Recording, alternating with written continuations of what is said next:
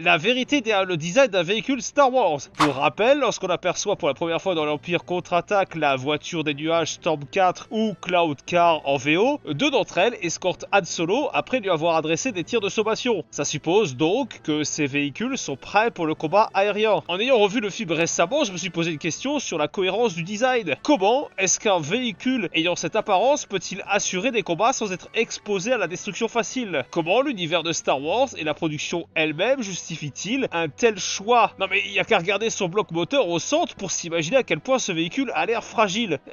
C'est plus complexe que ça. Dans la vraie vie, le véhicule a été designé par Joe Johnston. Lui-même avait trouvé le design du Falcon Millennium. Il s'est inspiré du style streamline moderne des années 30, incluant notamment des formes arrondies, symétriques et de longues lignes horizontales. Ce style sera d'ailleurs utilisé pour la Cité des Nuages. Côté fiction, le véhicule construit par la société Bespin Motors ayant elle-même construit la Cité des Nuages de la planète est plutôt bien équipé. En plus d'être pressurisé et pouvant atteindre l'orbite basse, il dispose d'un moteur à ion permettant de se déplacer à une vitesse allant jusqu'à 1500 km/h, d'un blindage et de canons blaster jumeaux, pouvant être contrôlés par l'occupant se trouvant dans la nacelle à tribord, le second assurant le pilotage. Hey, mais c'est une référence à Mario Kart Double Dash. Il y en a un qui conduit et l'autre il tire. Heureusement que toi tu tires pas d'ailleurs.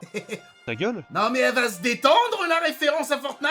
Toujours lors de la séquence Bespin, on peut apercevoir à de nombreuses reprises le même modèle de véhicule. ILM, qui avait du mal à recruter du personnel pour concevoir ses maquettes, le marché étant en pénurie de ses spécialistes, devait réaliser deux gros travaux en plus des autres maquettes. Un second Star Destroyer qui s'ajouterait à celui réalisé plus tôt lors de la production d'un Nouvel Espoir, ainsi que l'exécutor de Vador. Il était donc impératif d'économiser les ressources tant de budget qu'humaine. Une seule maquette du Cloud Car a donc été conçue.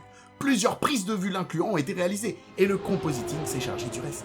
Il a créé l'illusion que plusieurs de ces véhicules se trouvaient dans le décor, mêlant l'usage de plusieurs plans de ceux-ci et de matte painting. Bien que ce modèle de véhicule soit visible à plusieurs reprises à l'écran, et encore plus à la réédition du film, cela ne veut pas dire que chacun d'entre eux appartenait à la société minière de Bespin. Certains ouvrages Star Wars précisent que ce modèle est aussi bien utilisé par la société minière, qui avait besoin de se défendre, de patrouiller et d'enquêter sur des perturbations, que par la société civile, qui l'utilise comme moyen de locomotion de tous les jours, de transport de la personne et de touristes. Ah ouais. Ah mais c'est un peu comme les berlingots que vous utilisez pour aller faire vos courses dans le civil, et que votre police nationale utilise aussi pour ses patrouilles.